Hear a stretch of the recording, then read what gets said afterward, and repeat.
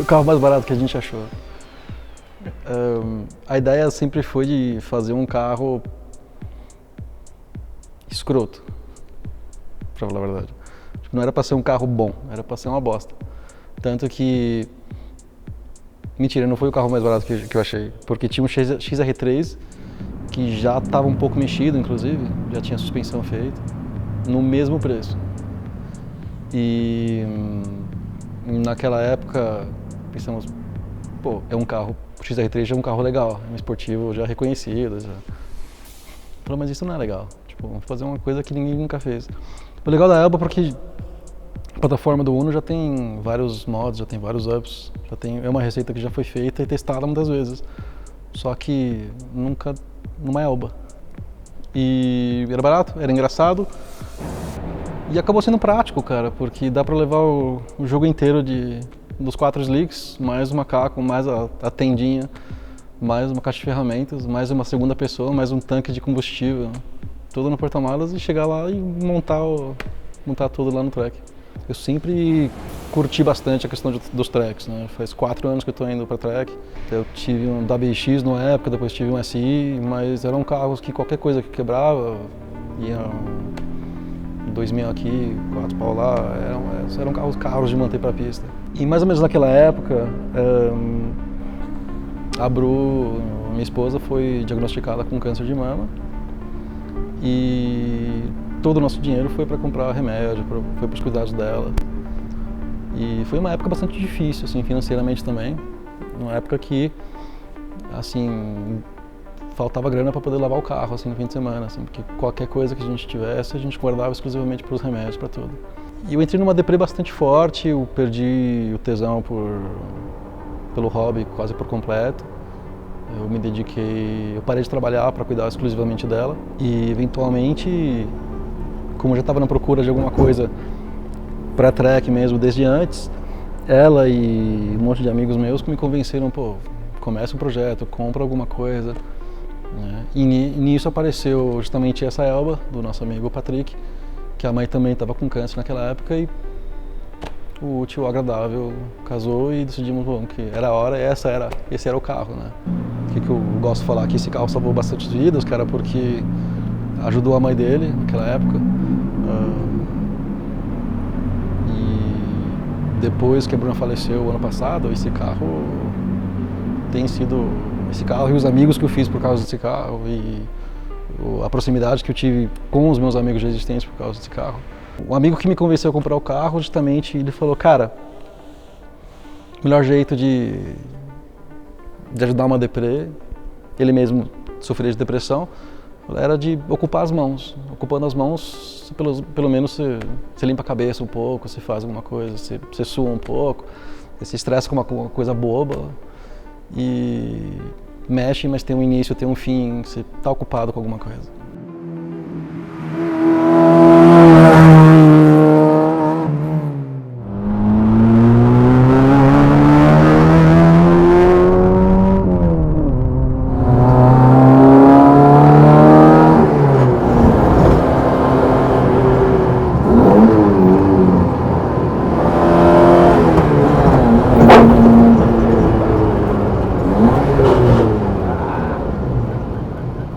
Esse carro era preto, cara, e na época, quando eu comprei esse carro, a proposta era nunca pintar e nunca lavar, para deixar o mais feio possível. Já era muito feio esse carro.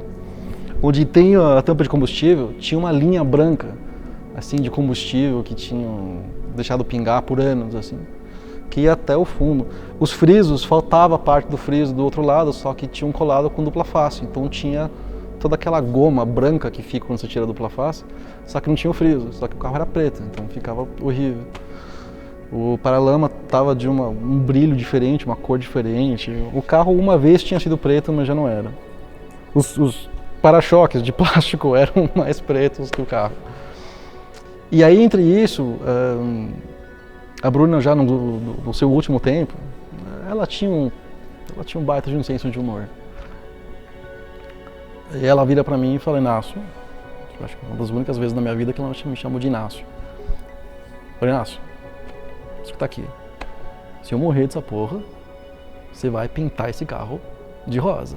Eu falei, mas nem fudendo, você tá louco, você tá pirando, assim, você tá... Eu falei, não, você vai pintar, você não vai envelopar porque pintar é mais caro.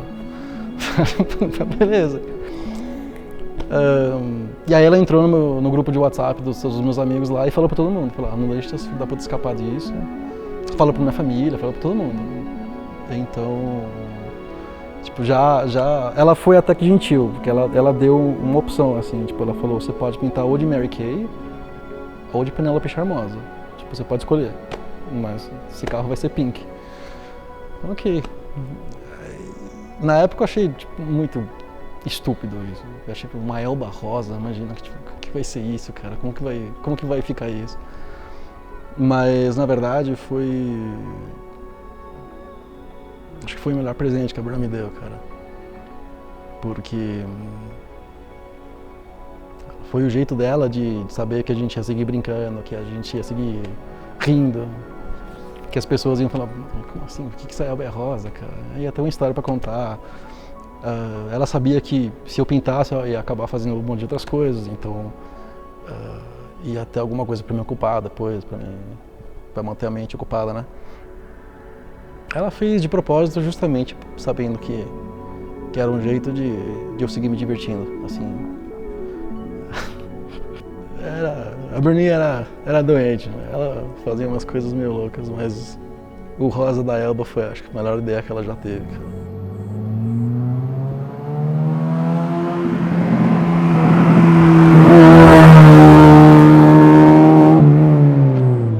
carro é simples, a gente queria que o carro tivesse gripe já que não tem motor. Então a gaiola fizemos o máximo de ponto possível, já que esse carro, se algum dia bate, vira uma lata de coca. As rodas, mandamos fazer um cara no interior que ele cobra baratíssimo, ele não entende nada de carro, mas ele solda relativamente bem. E ele fez super barato esse jogo de rodas, então tá lá 8, aro 13. Os pneus são 225 aro 13, são Pirellis turcos. Os cintos e os bancos são Sparco e custaram mais que o carro. O volante é Lotse, a suspensão são coilovers da Impacto. E não sei de que marca que é o ventilador. O motor é 1.5 Cevel aspirado. Eu já pensei em turbinar ele, mas a gente já sofre o suficiente para manter ele andando agora aspirado. Então, se algum dia eu turbinar esse carro, ele simplesmente vai parar de funcionar. Tiramos o filtro o dia que compramos, então eu ando sem filtro. Pra você ver o tipo de up que tem no carro, onde não tem mangueira que a gente usa mais, simplesmente colocamos um parafuso para fechar. O retorno do óleo estava amarrado com um enforca-gato, mas agora está relativamente solto. Mas pelo menos o interior segue brilhando. O limpador, quando foi montada a gaiola, se fez aquele buraco na parede e se passou a gaiola para as duas torres do amortecedor. E depois tentaram montar de novo o motor limpador. O motor limpador desse carro é uma coisa enorme, que é bizarro, porque é só uma lâmina. E não cabia. Então, falamos, não, depois a gente resolve isso. Isso foi em setembro e ainda não achamos um jeito de resolver. A ideia agora seria cortar a gaiola e montar, só que o medo que temos é que não é raro, aparentemente, você cortar uma gaiola e o carro dar uma envergada. E o chassi já está meio torto, em teoria, então a gente não quer arriscar. Então por agora eu só coloco aquele cristalizador e torço para que não chova. Mas se chover, cara, as únicas coisas que não tem trocado nesse carro são o motor, a transmissão e os tambores traseiros. Tudo o resto foi trocado. De algum jeito ou outro, ou quebrou ou não funcionava. Então, como falei, o alternador estava ferrado e isso ferrou o módulo da ignição, que ferrou a bobina, que ferrou um monte de outras coisas. Então foi uma bola de neve e procuramos por meses assim os problemas de aterramento, de tudo. A quantidade de cabo que tem lá que a gente ainda não arrancou. Eu não sou bom para fuçar em carro. Tem muita gente que sai, senta e fala, não, vou fuçar hoje, vou deixar esse... Não, para mim se está funcionando, eu me divirto com esse carro, cara. Eu vou pra pista e se ele quebra a gente se vira.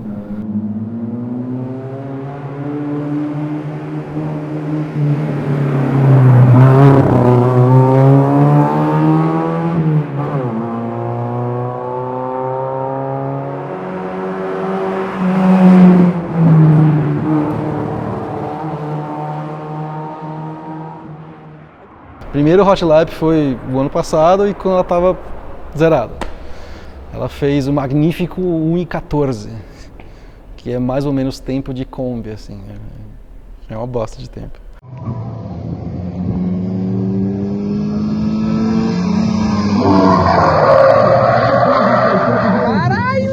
Agora levamos já com o carro tudo acabado, entre aspas. Chegamos na pista e o carro começou a falhar. Funcionou perfeitamente o dia anterior e aí percebemos, o meu amigo tinha levado o módulo de ignição do 147 dele. Ele falou, vamos ver se é isso. Ele plugou e o carro parou de falhar. Então falou, beleza, vai no 147 e a gente se vira. E eu andei com o módulo de ignição do 147, andei o dia inteiro, lá pelas 10h30 por aí, do nada o câmbio, eu fui trocar a terceira e... que era a terceira? Já é difícil achar no Fiat, mas ela estava para frente e para baixo. Aí eu parei o carro e a gente percebeu que tipo, o câmbio tinha caído do suporte. Aí o suporte em si, tipo, não foi tipo coxinha, tipo a borracha dele, não, foi o suporte mesmo que rasgou. Por sorte, um amigo meu lá de Limeira, ele tem uma fábrica de bijuteria muito perto, a gente foi para a fábrica dele, ele soldou uma chapa de aço em cima e colocaram um parafuso um pouco mais comprido. reinstalamos e segui correndo. E aí lá pro final da tarde quebrou de novo no mesmo lugar, só que dessa vez a solda dele foi tão parruda assim, tipo, que aguentou. Só que aí o que não aguentou foi a transmissão. Então a transmissão se arrancou do suporte. O suporte ficou, mas a transmissão inteira caiu. E aí, meio que game over pelo dia, só que o carro seguia andando. Só que para engatar a terceira era que nem aquelas rés que você tem que apertar para baixo, só que tipo para frente.